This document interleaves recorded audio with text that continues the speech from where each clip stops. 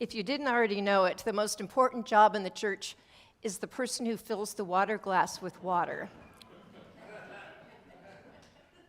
Somebody want to take a bow?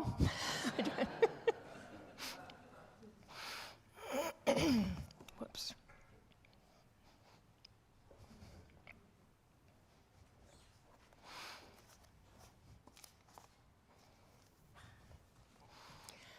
Hello? Hello? Mother Earth to Douglas. Mother Earth to Douglas. Come in, please. Can anybody hear me? Oh, good. Oh, I'm so glad. We need to talk. That is, I need to talk to you, and you need to listen to me. Because we have a problem. And Mother Earth can help. Yes, I said Mother Earth. I am more than just Earth, a rocky, mostly round mass supporting of life rotating around the sun planet. I'm more than a pale blue dot spinning through space, offering great photo ops. And I'm more than the green planet boasting its chlorophyll, the beauty of all living things. Mother Earth. It's not just some tree hugger anthropocentric poetic moniker. It's biochemically correct and theologically apt. According to many ancient myths, I birthed you. You were born from the stuff of my body. No atom in you isn't in me. In the Hebrew story, Creator God scooped up some of my Adamah, that is the clay or the soil on my surface, and like a potter, shaped it and smoothed it, and gave it all of the necessary appendages to move about and all of the bodily entrances and exits to be nourished and detoxify and to be playful, and then taking a deep breath, offered a sort of holy CPR into you, and you became a living earthling. Mind you, the creature God created was not some cisgendered, privileged male named Adam. I may be 4.5 billion years old, but I'm woke. No. Adam was an earth creature, an earthling, a pre-gendered, God-filled offspring of earth. Now, that business about Eve is going to have to wait for another time. I don't need the myth to tell me who I am because I can feel it. I'm your mother, Mother Earth. I hold you, I nourish you, I protect you, and I help you flourish. I love you. It was brilliant, really. In creating you, God chose not to be just out there, but around here, and not just surrounding you, but in your bones. In your bones. Now, there's something else I want you to know about me. You'll think I'm off my axis. I am God's body. God's body. One very creative feminist theologian knew this about me and has tried to tell the world. You see, God isn't just spirit, she wrote. God comes to us in minerals and waters and rocks and flesh. You live on God's body, and you're integrated with spirit and earth. You see, it's a we thing. It's not an us and them thing. Are you still with me? I have to be sure that we're on the same page before we get on to talk about energy. I need to be sure that you understand the job that you have been given. your job on Mother Earth. You are responsible for God's body. Whoa. I need to know that you understand about the D word. The D word, dominion. Dominion. Really, God is a great creator, but God needs a bit of a consultant linguist. In the Hebrew Bible, and many of your English translations, God gives Adam and you what has been God's: dominion, rule, authority over all of the earth. But increasingly, irritatingly, unfortunately, earthlings have thought this meant that you can do anything you please with any of the creatures that live on my land, swim in my seas, or fly in my skies. They think they can blow up my mountains and drill in my deserts and frack in my shale. They think then that I can just wave some magic wand and clean up all the mess they've made. Greedy, self-important, narcissistic earthlings, only thinking about what my plants and animals and minerals and rocks can do for them without considering my health, the delicate balance I need to keep, and that you require too. What's the matter with you? For heaven's sakes, you are responsible for God's body. What you're doing is not what God means by dominion. It's domineering. It's abuse. And it makes your mother cross. It hurts me. It makes me groan with the pain of it all. If you want to know God's meaning of dominion, look to Jesus and to Francis and to the Buddha and to First Nation people. They understood the relationship between God and earth and earthlings. You need to get that D word out of your head. It's been confusing people for centuries. You are the manager, the steward. You are responsible for maintaining Earth's balance. Who else is going to do it? God needs you to work and serve, observe, and preserve Earth. That has a nice ring to it, doesn't it? Work and serve, observe, and preserve. Work and serve, observe, and preserve. Can you say it with me? Work and serve and preserve. Work and serve it. You're good. You're good. Okay. Okay. Now I'm ready to talk about energy.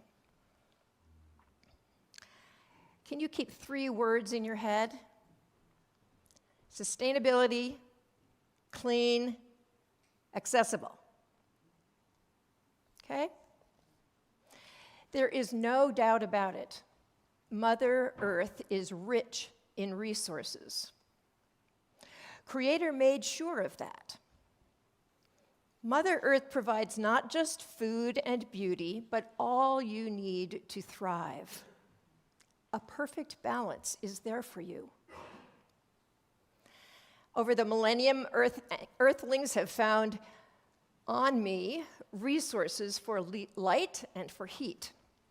And there are probably still more to uncover. At first, there were so few earthlings, their habits had very little impact on my resources, but that's changed. There are 8 billion of you now, and the balance God assured was present in creation is beginning to go all out of whack, and getting it back is complicated. Once burning wood provided a source of fuel and light and warmth where there were trees. Once clean burning and odorless olive oil lamps provided a bit of light for homes where there were olive trees. Desperate for light, Some burned animal fat, taro, stinky, and it didn't give very good light. For a while, and in some places today, animal dung warms homes, like shit. Once whale oil was the fuel of choice, a great improvement over earlier options, but my elegant sea creatures nearly died out. Was I ever depressed and mad?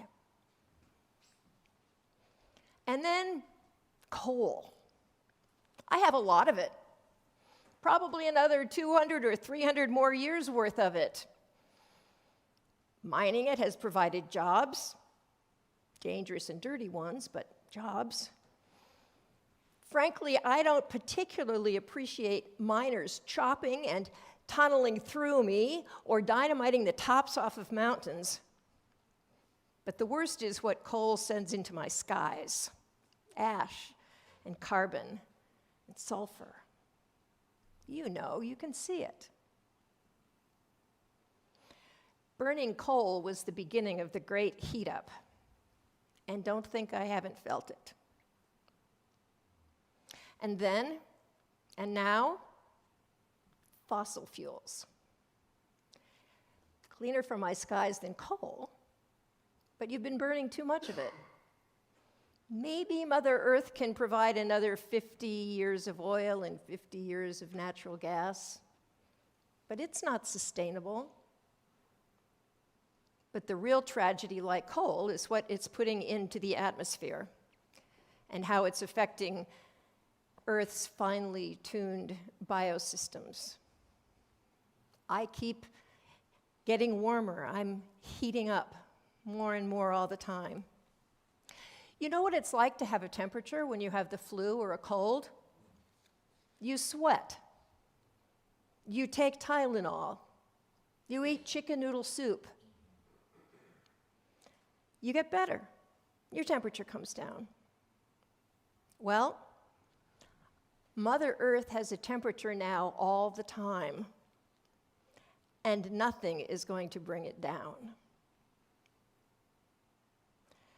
Mother Earth can only take so much,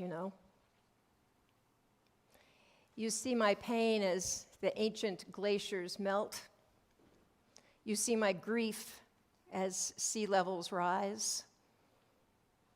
You hear my sobs as drought leads to crop failures and food shortages and even famine among poor populations. You hear me groan as wildfires burn hotter and wider and more frequently. But when I cry and when I groan, it is not without hope, because there is you. Listen to your mother. You were chosen to be responsible, to work and serve and observe and preserve. You have a moral obligation to choose the safest, cleanest, and most sustainable sources of energy. Listen to your mother. I have what you need. I have what you need. I have wind. Earthlings have been using my wind in windmills for more than 2,000 years. And the first windmills were not in the Netherlands. They just knew a good thing when they saw it. Wind power is absolutely sustainable and clean. Are there complications? Of course there are. But if you are committed and creative, I know you can work through them. And I have water, rivers, lots of them. Your ancestors built water wheels, and today you build hydroelectric dams. Where there's moving water, there will be electricity. It's sustainable, it's clean, It's inexpensive after the first initial costs. Are there complications? Yes. Don't ignore them. They're solvable. And I have sun. It's my best resource. Actually, it's not mine, but it shines here really well. It's the most promising source of power for you. It's sustainable, at least we're told for the next 5 billion years. And it's clean, and it's getting less expensive and easier to store all the time. And did you know that you can graze sheep and goats underneath solar panels? Wow, that makes me so happy.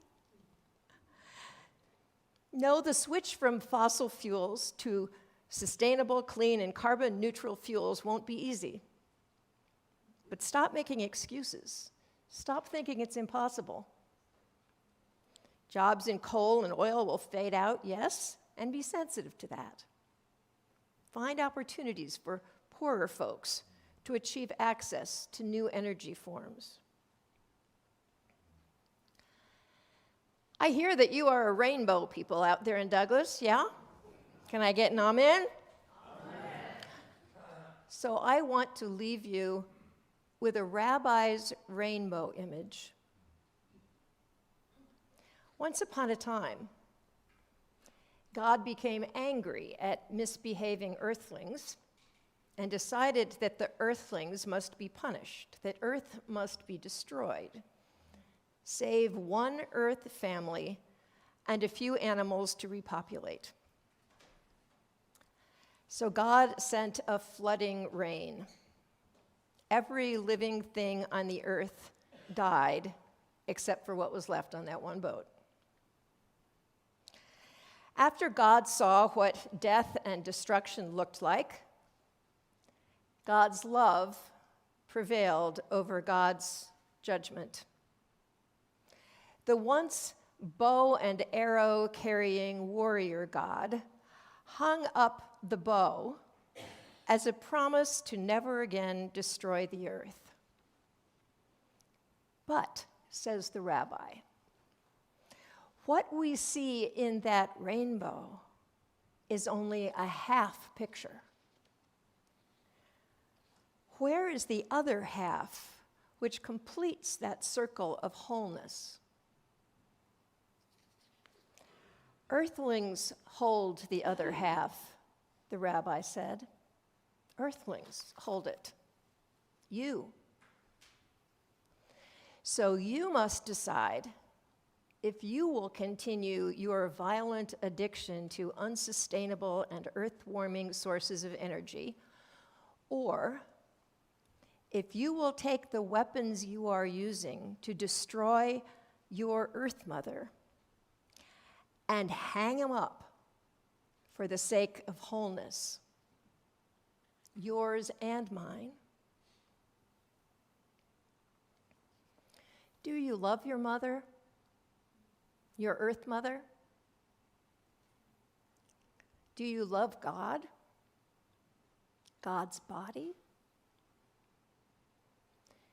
Do you love yourselves, one another, and all God's creatures? What are you going to do to show it?